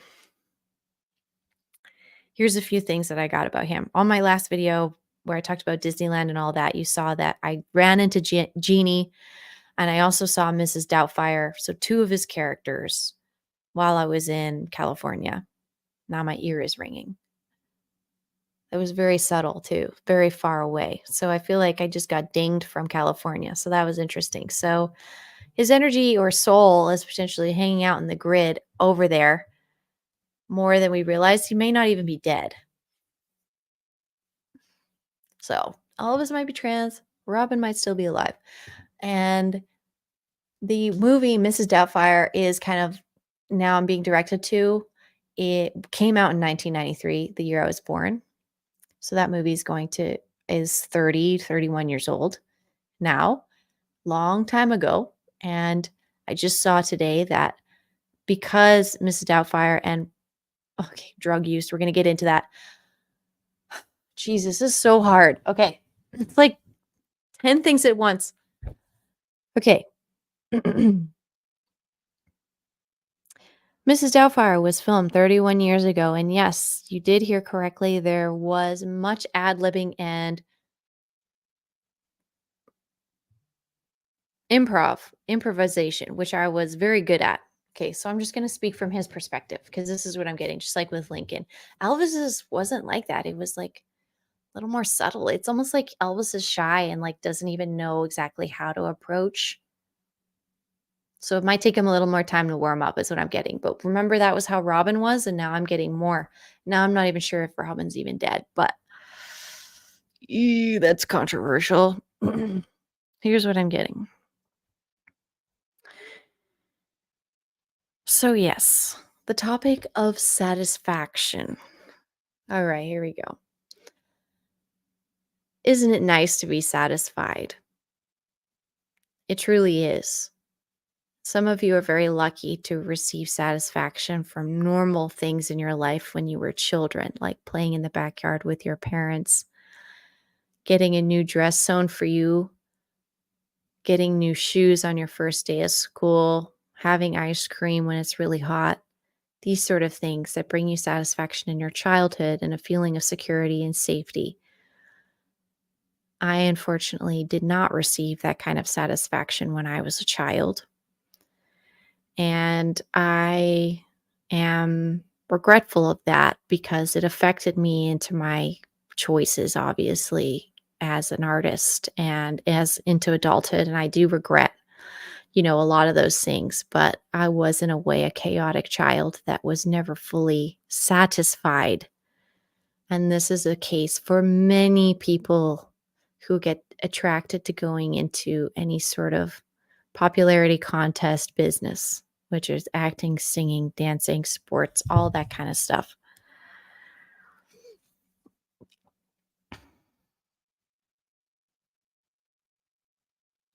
When it comes to use and abuse of drugs, it's a totally different story these days than it was 30 years ago, which of course many of you will understand. And I would encourage you to even look up the history, even from the FBI, CIA, of busts and of crimes and of certain things that were happening, to what larger scales and more extremes they were happening back then than even now. Because it was a bigger problem back then, it truly was, and now you're learning, and a lot of this stuff is revealing now, all the trafficking and all of the money and this dark coin, these crypto coins, like, there was a whole other words for it then, and now it's being used in a more normal way, and it's normalizing, homogenizing with just the goodness of humanity, using a tool instead of just the select 1%, these religious extremists and so on, using this stuff. So, what I want to say about drugs is that obviously I don't recommend that you use them to find satisfaction in your life, because it's not going to work. What Alexis was saying before about neurochemical balancing is very serious and something you should totally consider.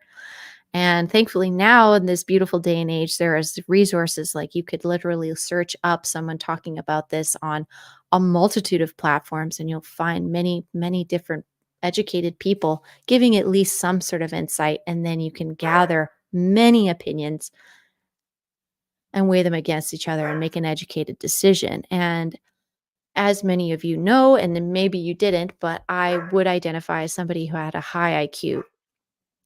And this is a problem for many children who identify with high IQs. They do kind of slip through the fingers of the system and their parents and those around them, because they're genuinely operating at a different speed. And those of you now call this a star seed child. And this is a little bit more understood. But back when I was a kid, obviously, that wasn't as much the topic. But we all find our ways to cope and enter the world either way, because again, we are a spark of life. We're full of energy. We're here to change, be unique, be an exotic particle, and shift the frequency here. And it works, but many mistakes are also made. And in a way, there is this opportunity to remedy this through people like Alexis, and through writers, and through comedians, and so on. Everyone's channeling lessons and so on that continue being passed down from other artists. We are each other's muses. So when it comes to drug use, I was famous for using cocaine, and there are others, but that's what I want to talk about now. And again, how things have changed over the 30 years. I would never recommend people just openly use drugs, because there is so much pushback, honestly, with the power and the strength that genuinely can give you. But for, again, a temporary amount of time, and at the sacrifice of your own chi and your body and your neurochemicals and your health. But when I was a dumb kid, I didn't care. And I knew, the people in my life didn't care. So I was just kind of hitting life at 1,000 miles per second and spraying my IQ all over the place. And many of you guys thought it was funny, but also there was a destructive path that I led. And I definitely have some karma to serve with the child actors and other children that I made an impression on, as, somebody who they thought was fun and safe, but also I would, use, and I would do crazy things, and I would go above and beyond artistically in a way to push and shock those who were oppressing me and my peers, in a way to flex my IQ on people.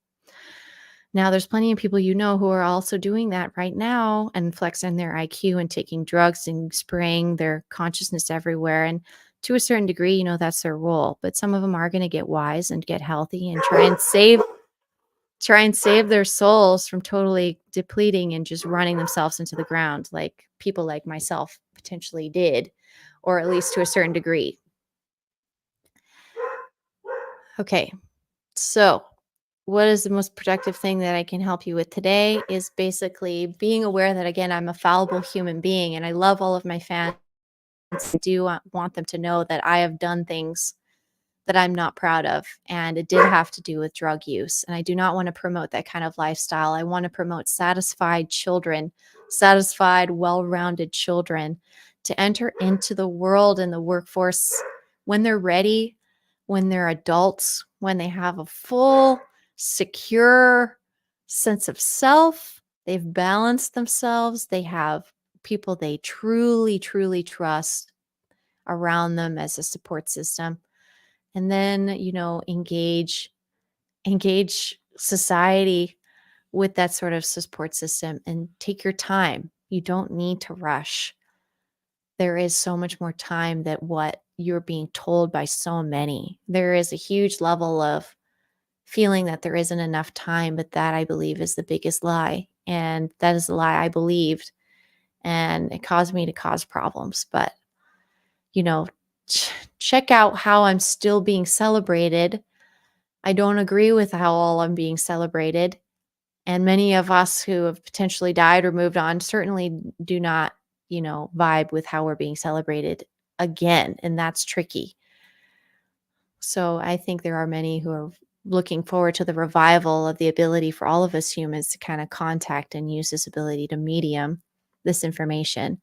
So it could just be an open conversation with whoever is interested for clarification about what actually happened here, what actually happened here, and so on. That level of density and that mud that I had to push through 30 years ago is totally different now. And you're in different living conditions and everything. So try not to compare our lives too much. Try not to put anybody on a pedestal, especially anyone who is in a movie, for real. And bring out more awareness about drug use in order to find that false level of satisfaction and security. So that is excellent, information to work with, I would say. I'm glad that that was kind of the message that came through, was like,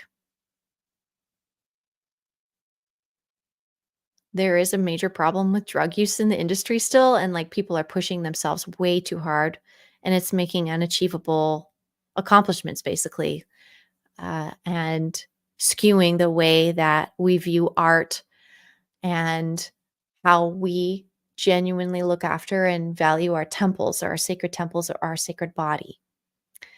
So also you brought up the fact, and I don't know if this is true, I'm going to have to look this up about him, but they had a rough, like a childhood where they were not really put in a place where they're nurtured properly for their IQ and their energy levels, which is, again, there's a lot more resources for now. And thanks to people like him who literally took it all the way to 11, showed people how absolutely insane and intelligent that they could be, and just like blew everybody away, and almost was incapable of oppressing fully because they couldn't quite put their claws around him because he was just moving so fast. And that was kind of a defense mechanism, is kind of the impression I was getting, to be able to work in that realm and kind of survive the circumstances that he already found himself in. And it sounds like maybe he found himself in those circumstances because of his reliance on drugs. So this is a common thing that does happen to people. And like I said, I have in psychology, all they brought us back to was how they dealt with rats, and how they literally convinced rats to eat heroin over doing anything else, because it gave those mental chemicals, uh, the neurochemicals that are prized the most basically in our biology, but they're prized the most, and we also usually naturally get very small levels of them. So our body's meant to really feel them and be sensitive to very small levels of these chemicals, and it only be a reward for during, like a reward for mating successfully, like that kind of chemical hit. But that chemical hit got recreated or synthesized, I don't even know how fully. Ironically, I don't actually know how they synthesize some of this stuff, I'm realizing now. But synthesize this chemical and then give it to you at extreme levels. It burns burns out the rats. It like makes them choose basically dying. Like they will not have food or they will not have water. And we saw humans will do the same thing. They will just want the drug because it's all that their body can register now because they've cooked everything off. Like it happens fast and it's effective and it's repairable. And that is satisfying to know. It is repairable in most people. Now, obviously, maybe not 100%, but the spirit is non-physical, I would say. So at least the spirit side of it all can be fortified to an extreme level. And charging up your chi and your spirit body, no matter what body this is in, by worshiping this temple, you can charge your spirit body, and whatever this temple maybe endured, your spirit body can repair fully, I would say. And so if you're worried about the state of your body and it not being good enough for heaven or not being good enough for ascension or whatever, because I know people think about that, I would say look into the dual body, look into the spirit body and how that works, because it may make more sense why your temple or your physical suit is a little bit less pristine, and not to be concerned about that. It's okay. So I feel like a lot of people are concerned about the damage they've done to themselves with drugs. And I feel like it's because there is a lack of shamanism in our society, genuine medicine people and shamans, because they genuinely tried to eradicate that entire belief from North America, specifically by killing off the spirit and the actual people, the indigenous people of these lands that had been practicing and eating and doing everything here for a little while before Europeans showed up, or the Vikings even. Leif Erikson, that crazy monster. So we're seeing history repeat itself right now. And now I'm seeing the election. So let's talk about that for a second. So while get to the end of this workshop and we're going to wrap up the topic of satisfaction, I just want to bring up the fact that we're moving into the summer solstice in a month from now. A month from now will be the sunniest day of the Northern Hemisphere. And then it's going to plunge into wintertime. So we're really almost at the end of Northern Hemisphere's rise and prime moment. Like this is it. So this next month, utilize it so much. Get satisfaction from every morsel of sunshine, every leaf, every flower, every fruit, whatever. Every little tadpole, frog, like bird, soak it up, because the season of life and bringing life to the Northern Hemisphere is about to hit its peak. And like you know what I mean? And we must be satisfied by what we accomplished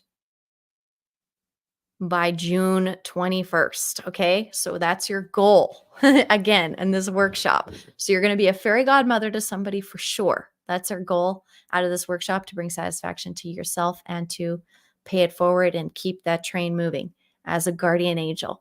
And then basically, I want you to do something to make sure that you are satisfied with the way that you dealt with spring and summer. If you're in the Northern Hemisphere, if you're dealing with winter, your winter's about to shift. So that's super satisfying. And have you hibernated enough, winter people? Have you gotten that rest? Because the sun's about to wakey your eggs and bakey. It's about to come up on your end of things again. We're right there. It happens really fast. So Northern Hemispherians, okay, I need you to know that you will be satisfied with your accomplishments this spring and into summer. You set up your spring well, and your summer and into fall will have a great harvest. And whatever it is that you're trying to harvest, whatever it is that you wished for in this workshop, be satisfied by your fairy godmother. Make sure you're doing something to plant those seeds and nourish those crops so that you will get some sort of progress on your harvest. And it could be a few years thing. Like this Ascension Diaries thing, this is a crop I've been we're watering and working with for like 8 years, 7, 8 years now. And what has happened? So much has come up and around my life to meet me and my frequency. And I'm just rolling with what happens. I'm happy to be alive and roll with what happens. And I'm satisfied so far that I've been able to gently progress forward with my goals and my dreams. And any progress is progress. So I'm happy. Some moments in your life will happen very fast, and some moments in your life will take years. But you'll know, like you know exactly what I'm talking about. I'm going to predict now for you that something is going to be happening very fast and unexpectedly. And that's going to be coming into your life to kind of carry you on until the summer solstice.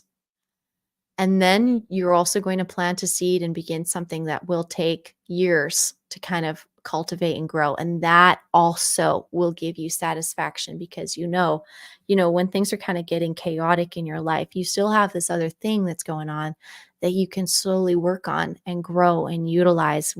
You're like, my energy's not welcome here.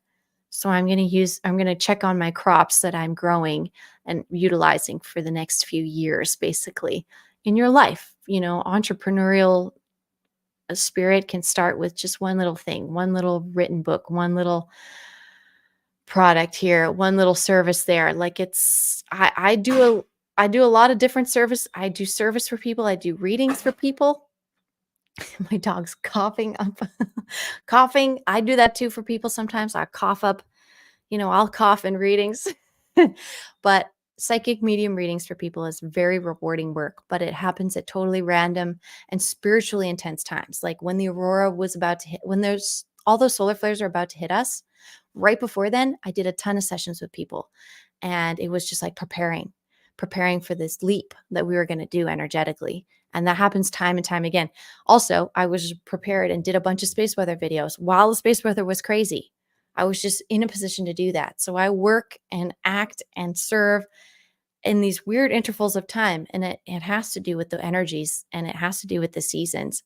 And I've had to accept that for myself, at least, that I'm not some machine, like maybe like a Capricorn that can just like plow through and give you the same product pretty much every single day.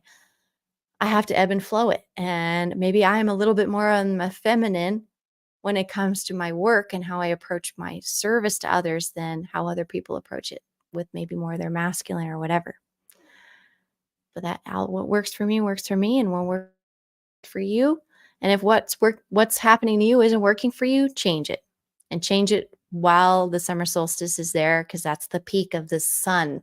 The sun, the Christed photonic crystalline energy, is going to be on your side and at your back, like the wind at your back, up until the summer solstice. So ride that, get that, get that upgrade. Whatever it is that you're thinking about, it's time to pursue that upgrade. Put that effort in, focus in, show the universe that you're showing up for this thing and that you want it. Don't be passive. This is very much a masculine time. Like, go out there and get it right now. Go out there and visit, go out there and see it, go out there and taste it, go out there and perform it. It's time. So that's the energy I'm bringing in for this particular workshop. Lots of homework for all of you. I'm not going to get too much in your face. I think we did an excellent job today. Please hit the thumbs up and consider sharing this to your other psychic medium friends and other people in our community. Spread the love around. It's good vibe. I love you all so very much. It is truly an honor to be able to do this work. Like I said, it's an ebb and flow thing. I'm really just making it up as I go. And I hope that can encourage other people to kind of take that in their own hands. And, how many more Capricorn placements do you have? You can probably even do it better than what I'm doing it. But I'm showing you some sort of spaceline structure about what's appropriate to make YouTube videos about and even do with your time. Like, I like to do that so I can even encourage you to do it better. You know what I'm saying? And that's the pay it forward energy as well. And kind of like a big sister energy that I'm used to embodying. So happy to be there, happy to kind of hold this space, give this as an example, as an acceptable behavior for human beings, and show you what I got so you can maybe hire me to be your psychic medium or recommend me to somebody if they need help, because I truly love doing it. And I'm also recording some of the sessions to put out publicly to show people how it's done too. So if you're brave enough and you'd like your session to be recorded, I have a discounted price for that on my website, ascensiondiaries.com. So check out my website, guys.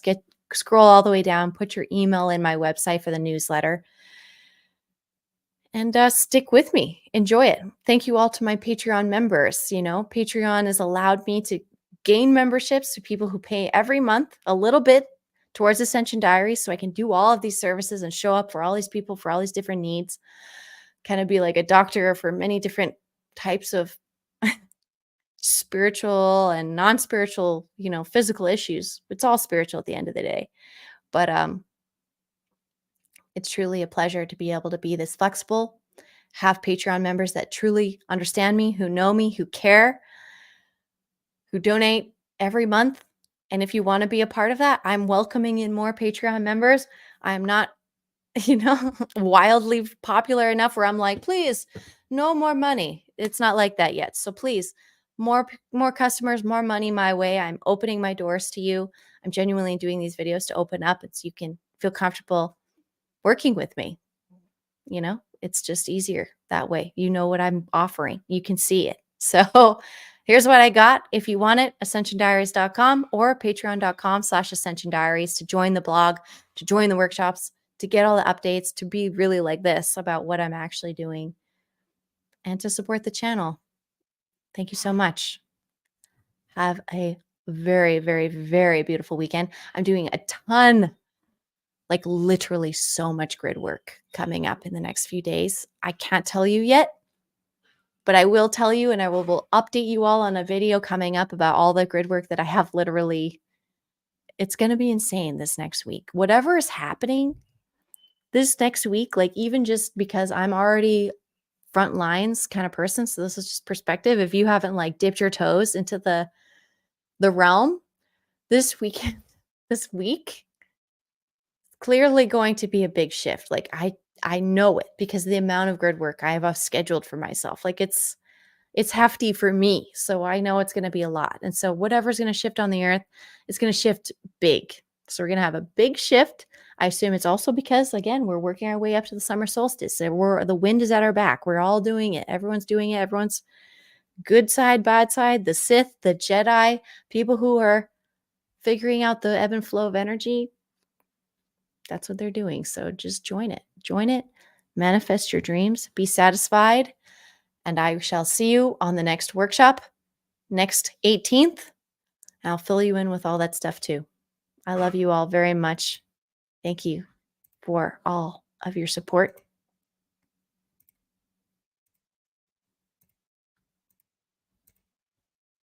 Thanks for joining the live workshop. And those of you watching the recording, I can't wait to read your comments. Bye, everyone. Have a great week. And I will see you very, very soon.